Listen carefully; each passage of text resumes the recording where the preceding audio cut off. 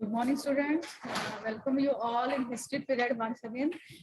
Lesson number 7, non-cooperation movement. Yesterday we learned about the role of Gandhiji in South Africa, then Gandhiji arrived in India, philosophy of Satyagraha, Champaran Satyagraha, Kheda Satyagraha, and workers movement in Ahmedabad, Satyagraha against Rowlatt Act. Now today we are going to learn about Jallianwala Bagh massacre, then Khilafat movement, a non-cooperation movement, progress of non-cooperation movement, and so on. Okay, let's start with Jallianwala Bagh massacre. Massacre means slaughter, Hatyakand, Qatl. Okay. The movement that arose against the Rowlatt Act took over a firestorm in the province of Punjab. ये जो हुआ Rowlatt act जो पास किया गया उसके विरुद्ध हर जगह उठाव किया गया और उसमें से एक प्रांत था पंजाब प्रांत जहां पर रॉलेट एक्ट के ऊपर लोगों में असंतोष छा गया. ठीक है. Amritsar became the main centre of this movement और ये सेंटर का ये जो मूवमेंट हुआ उसका मेन सेंटर कौन सा था? Amritsar. The government had started the spat of suppression. Spat of suppression means series of suppression. Suppression यानी दड़पशाही. ठीक है. Gandhi ji was prohibited from entering the province of Punjab. Gandhi ji को पंजाब के प्रांत में आने की मनाही की गई. General Dyer issued order of ban on public meetings in Amritsar. General Dyer ने फतवा निकाला कि कोई भी अमृतसर में पब्लिक मीटिंग नहीं लेगा. Then public meeting यानी क्या? सभा सम्मेलन. ठीक है. Important leaders like Dr. Satyapal and Dr. Pichelu were arrested for their involvement in Amritsar Hartal case. Then, as a protest against this, protest यानी उठाव करना. On 13th April 1990, on a Baisakhi day, the people of Amritsar assembled at a place named Jallianwala Bagh. क्या हो गया? बैसाखी के दिन जालियनवाला बाग नाम की एक जगह है अमृतसर में. वहां पे बहुत सारे लोग, so many people gathered there. General Dyer arrived with armed forces. General Dyer जो था वो अपनी आर्म फोर्सेस यानी सशस्त्र सेना को लेके वहां पे आया. The place was enclosed from all sides and had only one small gate. वो जो प्लेस थी वो चारों तरफ से बंद की गई थी और सिर्फ एक छोटा सा गेट था वहां से बाहर निकलने के लिए. General Dyer position his army and close down the only gate. General Dyer ने क्या किया? अपनी आर्मी को ऑर्डर दिए कि वो चारों तरफ से जालियनवाला बाग जो एरिया था उसको घेर ले. ठीक है. Without giving any prior notification to the disarmed innocent people he ordered his soldiers to fire. और उसने अपने सोल्जर्स को ऑर्डर दी कि वो वहां पर जितने भी लोग हैं जालियनवाला बाग में पब्लिक मीटिंग के लिए आए हुए उन सब पर क्या करें? फायरिंग करें. 1660 rounds had been fired. The army continued firing until the ammunition was over. और आर्मी जो थी वो तब तक फायर करती रही जब तक उनके पास में जो भी गोलियां है वो खत्म ना हो जाए. In this massacre about 400 people including men and women were killed. 400 लोग मारे गए. Many people were wounded. After firing, curfew was announced and hence immediate treatment to the injured could not be made available. और उसने क्या किया? General Dyer ने यानी firing तो किया ही, उसके बाद उसने वहां पे कर्फ्यू लगा दिया ताकि जो कोई भी वहां पर आ जा न सके और जो इंजर्ड पीपल है, इंजर्ड यानी जख्मी जो लोग हैं, उनको कोई भी मेडिकल एड या मेडिकल ट्रीटमेंट ना मिल पाए. ठीक है. Then in entire Punjab, military law was enforced and many were sent to jail by the government. और उनके ऊपर मिलिट्री लॉ लगाया गया और बहुत सारे लोगों को जबरदस्ती जेल में भिजवाया गया. General Michael O'Dwyer, governor of Punjab, was responsible for this massacre. और इस जो कत्ल हुई मास्करी यानी कि स्लॉटरी हुई उसके लिए रिस्पॉन्सिबल कौन था? जनरल डायर था. All over India there was protest against this act. पूरे इंडिया में इसके विरुद्ध उठाव किया गया. As a protest against this massacre, Rabindranath Tagore gave away the title of sir bestowed on him by the British government. British government ने sir Rabindranath Tagore को sir नाम का किताब दिया था, पदवी दी थी. Bestowed means give. तो रविंद्रनाथ टैगोर जी ने वो ब्रिटिश गवर्नमेंट को वापस कर दी because of masquerade in Jallianwala Bagh. ठीक है। Later Indians demanded for inquiry of this masquerade, hence the British government appointed the Hunter Commission. फिर इंडियंस ने मांग की कि ये सब क्यों हुआ, क्यों किया गया, इसके पीछे क्या रीजन है, तो ब्रिटिश गवर्नमेंट ने हंटर कमीशन अपॉइंट किया। ठीक है। नाउ खिलाफत movement, Muslims all over the world regarded the ruler of Turkey as their religious leader. जितने भी मुस्लिम लोग थे वो तुर्की का जो किंग था उसे अपना रिलीजियस लीडर मानते थे। During the first world war, पहले वर्ल्ड वार में Turkey fought against the British, तुर्की ने ब्रिटिशों के विरुद्ध लड़ाई दी। To get the support of the Indian Muslims in the war, the British had assured that after the end of the war Khalifa's empire will not be harmed. और फिर क्या हो गया देखो, to get the support of the Indian Muslim, Indian Muslim का support पाने के लिए ब्रिटिश गवर्नमेंट ने झूठ बोला इंडियन मुस्लिम के साथ कि वो जब ये वार खत्म हो जाएगा तो वो खलीफा का जो राज्य है, एम्पायर यानी राज्य, उसे वो क्षति नहीं पहुंचाएंगे।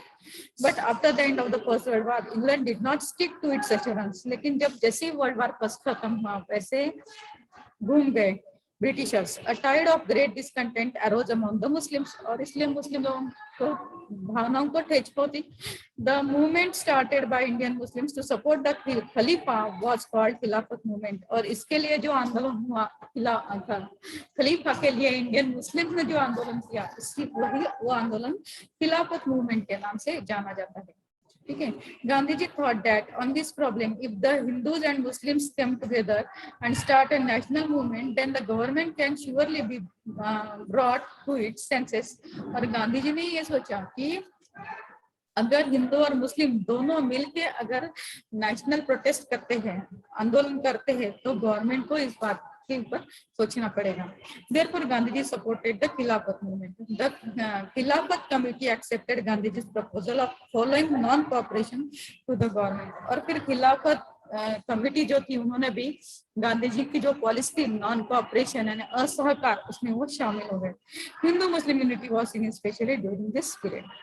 Now non cooperation movement, the concept behind the non-cooperation movement was that the British government in India is dependent only on the cooperation of the Indians. इसके पीछे क्या concept थी non-cooperation के पीछे? The British government in India is dependent only on the cooperation of the Indians. British government यहाँ पर क्यों था? क्योंकि Indians का उनको cooperation यानी सहयोग मिल रहा था। If the Indians adopted complete non-cooperation, अगर Indians असहकार करेंगे, सहयोग नहीं देंगे ब्रिटिशर्स को, ब्रिटिश गवर्नमेंट को, then the British government will completely collapse, तो ब्रिटिश गवर्नमेंट गिर जाएगा। With this intention, intention means aim और ऑब्जेक्टिव, ठीक है, he evoke means call the people of India to take part in this movement. In 1920, the Indian National Congress session was held at Nagpur. Underline this, 1920 में Indian national Congress का session हुआ कहाँ पर? नागपुर में। The resolution यानी दे determined यानी तय करना of non cooperation movement put forward bye Chittaranjan Das was accepted, और ये जो नॉन कोऑपरेशन मूवमेंट था उसको एक्सेप्ट किया गया, स्वीकार किया गया। All reins of the movement were given in the hands of Mahatma Gandhi, पूरी बागडोर जिसे कहते हैं वो महात्मा गांधी जी के हाथ में दी गई, यानी पूरा होल्ड, पूरी पावर या पूरा कंट्रोल महात्मा गांधी जी के हाथ में दिया गया। According to this resolution, a program was framed to boycott government offices, courts, foreign goods, government schools and colleges. और इसके तहत क्या तय किया गया कि वो उन्होंने क्या रिजोल्यूशन दिया, क्या तय किया? A programme was frame to boycott, यानी एक प्रोग्राम बनाया जिसमें उन्होंने बॉयकॉट यानी बहिष्कार डाला, किसमें? गवर्नमेंट के ऑफिसेस में, कोर्ट्स में, फॉरेन गुड्स यानी परकीय वस्तु, परदेशी वस्तु, देन गवर्नमेंट स्कूल्स और कॉलेज जहाँ पर हैं वहाँ पर सभी जगह यानी जहाँ जहाँ पर गवर्नमेंट का है वहाँ हर जगह वो कोऑपरेट नहीं करेंगे, उन्होंने उसको बायकॉट किया यानी बहिष्कार डाला। Progress of non cooperation movement, on the background of non cooperation movement many eminent lawyers like Motilal Nehru, Chittaranjan Das etcetera boycotted the court by giving up their practice. Britishers के कोर्ट में मोतीलाल नेहरू, चित्तरंजन दास जैसे बड़े लोग अपनी सर्विस देते थे, तो उन्होंने क्या किया? उन्होंने भी बहिष्कार डाला कोर्ट के काम में, ठीक है, मैंने उन्होंने प्रैक्टिस वहां करना छोड़ दिया। During this period, with the boycott of schools and colleges, the scheme of national education was run. और गवर्नमेंट के स्कूल और कॉलेज में बॉयकॉट किया गया, तो वहां पर नेशनल स्कीम ऑफ एजुकेशन चलाई गई. Many national schools, colleges and universities were established. बहुत सारे राष्ट्रीय स्कूल, कॉलेज और यूनिवर्सिटीज की स्थापना की गई. Establishment set up. There was boycott of coming elections. Boycott and bonfire of foreign clothes. उन्होंने परकीय परदेशी वस्तुएं और कपड़ों की होली जलाई. ठीक है. और जो इलेक्शंस होने वाले थे उसके ऊपर भी उन्होंने बहिष्कार डाला.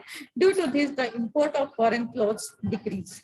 और इसका नतीजा क्या हुआ? फॉरेन क्लोथ्स जो थे वो डिक्रीज हो गए. उसका इंपोर्ट डिक्रीज यानी लेस हो गया, कम हो गया. इंक्रीज के विरुद्ध decrease. In 1921 during the visit of prince of Wales, he was welcome by organising hartal. यानी 1921 में प्रिंस ऑफ वेल्स ने विजिट दी इंडिया में और उसको हड़ताल करके उसका स्वागत किया गया. यानी कोई भी उसके वेलकम करने के लिए नहीं आया. Lonely roads and close shops welcome the prince. यानी उसे प्रिंस ऑफ वेल्स को क्या दिखने को मिला इंडिया में जब वह आया? तो लोनली रोड यानी निर्जन रास्ते और बंद दुकानें. The movement spread from the planters in Assam to rail workers in Bengal. यानी हर जगह इसके विरुद्ध आवाज उठाव किया गया, चाहे वो आसाम के प्लांटर्स हो या बंगाल के रेल वर्कर्स हो. To bring the movement under control, the British government undertook suppressive measures. और ये जो मूवमेंट हुआ इसको कंट्रोल में लाने के लिए ब्रिटिश गवर्नमेंट ने ऑपरेसिव मेजर्स अपनाए. सप्रेसिव नहीं ऑपरेसिव यानी दड़पशाही. ठीक है. In February 1922, the police opened fire on a peaceful procession at Chauri Chaura in Gorakhpur district of Uttar Pradesh. Uttar Pradesh के गोरखपुर डिस्ट्रिक्ट में चौरी चौरा नामक जगह है जहां पर लोगों ने एक रैली निकाली थी, प्रोसेशन निकाला था. उसके विरुद्ध पर ओपन फायर किया ब्रिटिश गवर्नमेंट. ठीक है. The people were angry and set fire to the police station in which along with one officer 22 policemen were killed.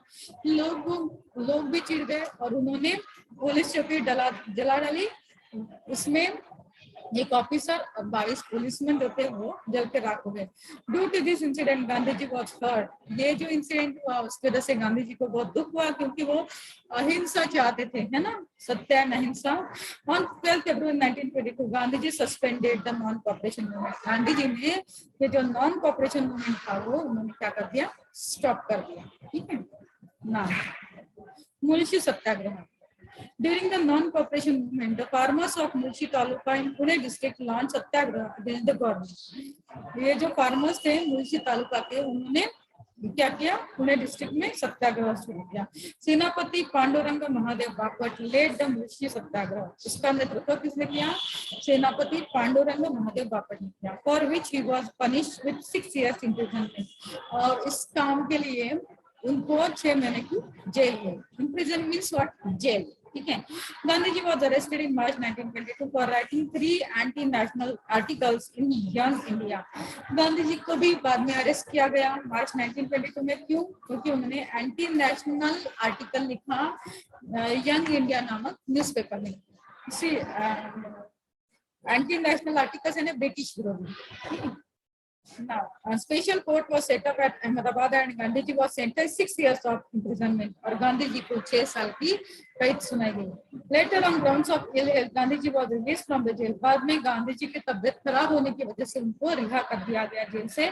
Gandhi ji along with non-cooperation movement took up constructive programs which mainly included spread of Swadeshi, Hindu-Muslim unity, prohibition of alcohol, removal of untouchability, popularized use of khadi, national education, etc. और बाद में उन्होंने एक constructive programme बनाया. उस programme के तहत स्वदेशी का प्रचार करना, हिंदू मुस्लिम यूनिटी ऐक्य बनाए रखना, देन अल्कोहल यानी दारूबंदी, रिमूवल ऑफ अनटचेबिलिटी यानी अस्पृश्यता निवारण, पॉपुलराइज यूज ऑफ खादी यानी खादी का यूज करना, एंड नेशनल एजुकेशन. ठीक है, राष्ट्रीय शिक्षण, इसका प्रचार किया गया.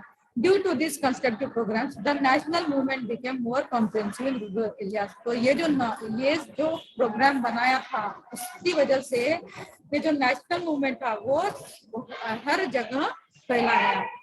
ना Swaraj party. The members of Indian National Congress, such as Chittaranjan Das, Motilal Nehru, put up the idea of contesting elections and obstructing the work of the British government. क्या हुआ, ये जो मेंबर्स थे इंडियन नेशनल कांग्रेस के, चित्तरंजन दास, मोतीलाल नेहरू, उन्होंने put up the idea of contesting election, उन्होंने idea की कौन सी, इलेक्शन लड़ने की, and obstructing the work of, और ब्रिटिश गवर्नमेंट के काम में क्या करना, कंट्रोल करना, ठीक है। In 1922, the Swaraj Party was established. Swaraj Party की स्थापना हुई 1922 में. In 1923, many members of Swaraj Party were elected in the Central Legislative Assembly and Provincial Legislative Council, mainly included Motilal Nehru, Madan Mohan Malviya, Lala Lajpat Rai, and MC Kelkar. फिर क्या हुआ देखो, 1923 में बहुत सारे मेंबर्स थे जिन्होंने Swaraj party ने एक इलेक्शन में हिस्सा लिया, और उसमें से कुछ नाम थे मोतीलाल नेहरू, मदन मोहन मालवीय, लाला लाजपत राय and MC Kelkar. When the political movement in the country calmed down, जब ये political movement शांत हुआ देश में, then the fight in the legislative assembly was strengthened by the Swaraj Party. They severely opposed the unjust policy of British. वो oppose करने लगे किसे, ब्रिटिशर्स की जो अनजस्ट पॉलिसी थी उसे, and they demanded the responsible government should be given to India in future. They made a resolution, उन्होंने एक बात कही कि to be passed in the legislative assembly for the release of political leaders from prison, to call for the round table conference. The government rejected most of the resolution. यानी इन लोगों ने जो भी resolution रखे, वो बहुत सारे resolution गवर्नमेंट ने क्या कर दिए, रिजेक्ट कर दिए, नकार दिए. Now Simon Commission. The reforms introduced by the Montagu-Chelmsford Act of 1990 were unsatisfactory. Hence, there was discontent among the Indian people. देखो ये the reforms सुधारणा introduce की गई किसने, Montagu-Chelmsford Act 1990 के तहत जो सुधारणाएं सामने लाई गई वो कैसे थी, unsatisfactory थी. Hence, there was discontent among the Indian people. इसलिए Indian people में असंतोष छा गया. On this background, the British appointed a commission under the chairmanship of Sir John Simon. इसलिए साइमन कमीशन को एस्टेब्लिश किया गया, किसने, British government. In this commission none of the Indian member was included. उस कमीशन में एक भी भारतीय मेंबर नहीं था, इंडियन मेंबर नहीं था. Hence the Congress decided to boycott the commission. इसलिए कांग्रेस ने तय किया कि ये जो कमीशन है, साइमन कमीशन, उसके ऊपर बहिष्कार डाल दिया जाए. In 1928, the commission arrived in India. ये जो कमीशन था वो इंडिया में आया, ठीक है. Wherever it traveled, the people made demonstration against them. जहाँ से वो गुजरता था साइमन, वहाँ से लोग ना प्रोटेस्ट करते थे, उठाव करते थे, ठीक है, by shouting the slogans like Simon go back. और वो यानी जहाँ जिस रास्ते से ये साइमन जाता था और उसका कमीशन जाता था, उस रास्ते पर लोग नारे देते थे, उनसे Simon go back, Simon go back. There was a lathi charge on the demonstration. जो भी प्रदर्शनकारी थे, डेमोन्स्ट्रेटर्स मींस प्रदर्शनकारी, उनके ऊपर लाठी चार्ज किया गया. At Lahore, Lala Lajpat Rai was leading the demonstration against the Simon commission. Lala Lajpat Rai इसका नेतृत्व कर रहे थे. साइमन गो बैक ये जो रैली निकली थी उसका नेतृत्व लाला लाजपत राय कर रहे थे. The police lathi charge the demonstrators. Police ने डेमोन्स्ट्रेटर्स के ऊपर लाठी चार्ज किया.